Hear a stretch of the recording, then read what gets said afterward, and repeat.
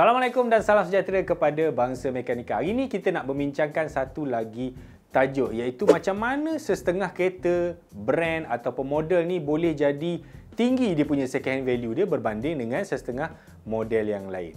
Itu tajuk kita pada hari ini. Tapi seperti biasa, kepada anda di luar sana yang mungkin baru saja menemui channel mekanika, kita nak menekan butang subscribe, butang like dan juga butang lonceng, dan follow kami di TikTok, Instagram dan juga Facebook. Terima kasih.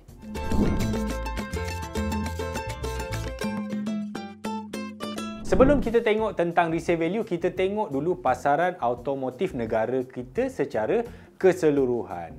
Average atau purata jualan kereta di Malaysia ialah 500 ke 600 ribu unit setahun. Cuma pada 2022, kita mencatatkan rekod tertinggi dalam sejarah dengan menjual 720 ribu kereta. Itu memang all time rekod lah. Tapi walaupun angka-angka ni anda nampak banyak, dah nama macam dekat dengan Thailand apa semua. Tapi sebenarnya, angka jualan ni lebih separuh daripada yang dijual adalah jenama tempatan, Proton dan juga Pro 2. Dan 1, 2, Proton, Pro 2.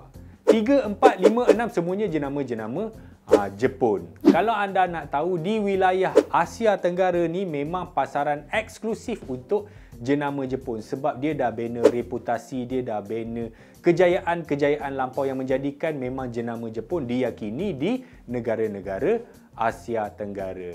Dan itu membawa kepada tajuk kita hari ini. 7 sebab kenapa kereta dapat resale value yang tinggi.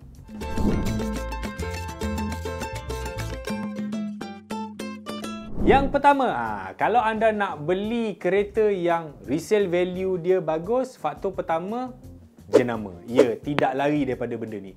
Jenama panas, contohnya macam Pro 2, Toyota, Honda. Ini memang resale value dia lebih tinggi berbanding jenama-jenama lain. Kenapa? Kenapa? Sebab kalau anda beli yang resale value tinggi, itu akan menyelamatkan anda jika anda membuat loan. Dan majoriti orang memang buat loan, contohnya 9 tahun. Okey, bila anda buat loan 9 tahun, kalau dah pakai sekitar mungkin 3 tahun, dah boleh offset dengan balance full settlement. Kalau nasib baik, boleh dapat cash lagi. Sebab kereta-kereta panas ni, jenama panas ni, permintaan dia tinggi. Bila permintaan dia tinggi, value dia naik. Dalam kes Pro 2 pula, permintaan dia super tinggi. Production dia tak boleh cope dengan dia punya demand. Itu menjadikan kereta second hand dia, value dia naik. Kalau anda beli Beza, Myvi, Axia yang usia dia mungkin 1 tahun, 2 tahun, tak percaya, cuba jual balik. Anda akan dapat harga yang sama dengan anda beli hari itu. Tak ke gila ke? Kereta kot, bukannya rumah.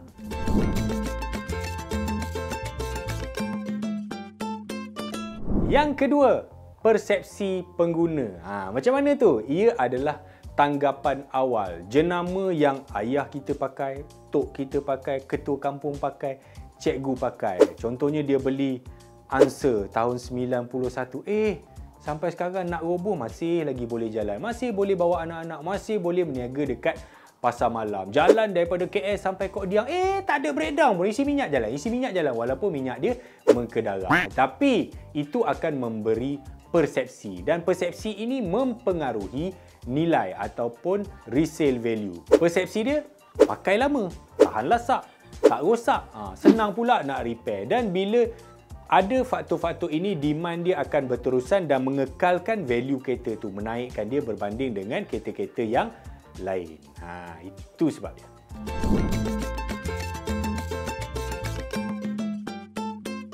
Yang ketiga, faktor yang menjadikan resale value tinggi ialah rekod servis. Ya, jika anda pakai kereta yang dibeli baru, cuba untuk maintain servis, penyelenggaraan, repair ni dekat service center. Sebab bila kita buat dekat service center, dia akan ada semua rekod. Pembaikan, mileage, bila servis, bila rosak, bila ganti benda ni, accident, whatever.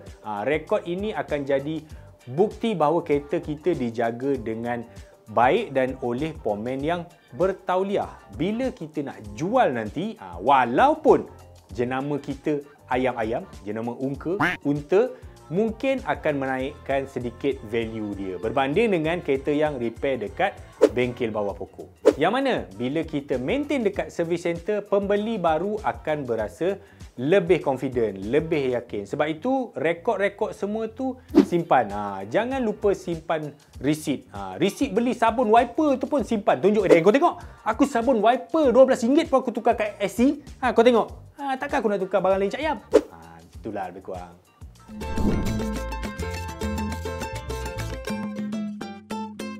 Yang keempat, faktor teknologi. Ini menarik sebab walaupun kereta semakin canggih, ada sebahagian pembeli besar di luar sana yang memang tidak suka dengan teknologi. Maksudnya dia tak suka benda yang rumit, benda yang complicated. Dia nak masuk kereta tu, tekan alarm, cucuk kunci, pulas, masuk gear, jalan. Dia tak nak ada sensor-sensor pelik. Pada anggapan dia, kalau rosak ni, mahal ni. Dan tahukah anda, Alza model last facelift terakhir 2019 sampai 2022 tu dia memang boleh jual pada harga baru. Setengah orang jual sampai 50 ke 55 ribu ringgit. Sebab memang ada pembeli di luar sana memang dia tak nak beli Alza baru sebab dia rasa terlalu canggih, terlalu complicated. Sama juga dengan Myvi. Myvi yang ada ADAS, ada whatever ASA tu kan. Harga dia okey, tapi Myvi yang lama, yang tak ada apa-apa tu, yang tahun dia baru-baru 17-18 pun laku. Tinggi value dia.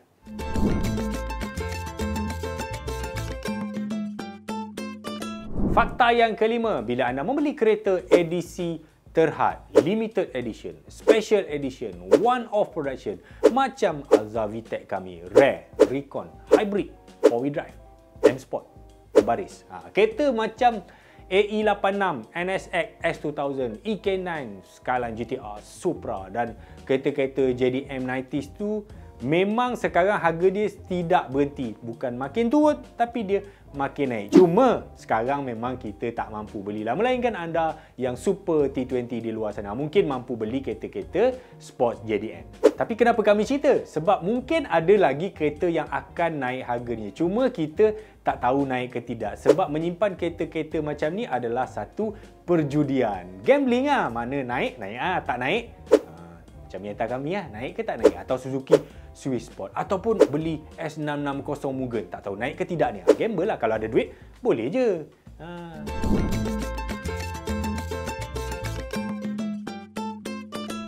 Yang keenam, kereta yang jimat minyak. Kereta yang economical. Kereta ekonomi, compact, jimat minyak ni akan terus ada demand dalam pasaran. Cuba tengok Perodua Kelisa, okey? Berbelas ribu lagi harga dia. Honda Jazz GD first model dah 20 tahun dah umur.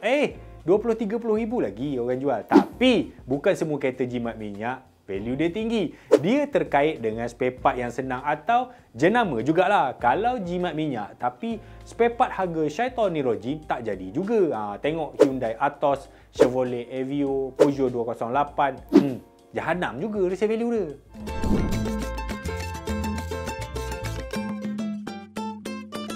Yang ketujuh, kemudahan alat ganti atau spare part yang senang dicari. Untuk pengetahuan anda, standard dalam industri satu model kereta nak dijual, dia mesti ada spare part dalam masa 10 tahun. Tapi kalau lepas 10 tahun, macam mana? Dia bukan saja dekat service center. Spare part ni untuk setengah model yang resale value dia tinggi. Bukan kat service center je. Kalau tak dapat, tak apa. Kita pergi kedai potong ada. Pergi kedai spare part ada. Made in Taiwan ada. Made in China ada. Menunjukkan kereta tu banyak dalam pasaran dan juga permintaan dia tinggi. Nak yang recon punya parts pun ada. Sebab tu, itu mempengaruhi kereta-kereta yang kami sebutkan tadi. Toyota, Perodua, Honda. Kereta-kereta macam ni dah 20 tahun, 30 tahun pergi kedai spare part ada je. Absorber dia, spring dia, bushing dia, semua ada. Dan harga-harga spare part ni pula murah. Dan itu mengekalkan harga kereta tu sendiri. Itu je sebab dia. Faham tak ni?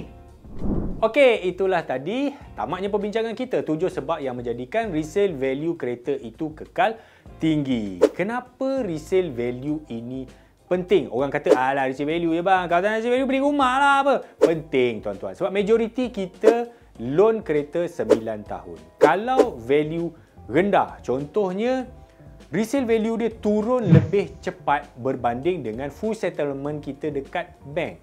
Maksudnya kita dah pakai kereta 5-6 tahun nak jual pun masih tak boleh. Sebab value kereta tu lebih rendah daripada balance yang kita kena bayar dekat bank. Itulah pentingnya resale value. Bila kita beli resale value yang tinggi, pakai 2-3 tahun, kalau apa-apa jadi, tak mampu, kena buang kerja, ataupun ekonomi tak bagus, duit tak cukup, harga barang naik, apa yang kita boleh release dulu? Mungkin kereta. Lepaskan kereta dulu. Alhamdulillah, boleh lepas kereta aku, lepas bayar hutang. Tapi kalau kereta tak lepas macam mana? Itu yang banyak terjadi pada kereta-kereta Continental. Sebab itu saya selalu nasihatkan orang-orang di luar sana, siapa yang nak pakai kereta Continental, brand-brand luar ni, pakai kereta memang tip-top. Spek apa semua memang sedap daripada jenama-jenama Jepun atau jenama tempatan. Tetapi second value, dia punya resale value dia memang rendah. Kalau bajet kita paras-paras hidung, jangan sekali-kali mencari bala. Pakai je kereta tempatan atau kereta Jepun. Kereta juga. Okey, itulah video kita pada hari ini. Sekian saja kepada anda luar sana. Mungkin baru saja menemui channel kami. Sudah like dan berkata subscribe dan juga butang lonceng dan follow kami di TikTok, Facebook dan juga Instagram. Terima kasih.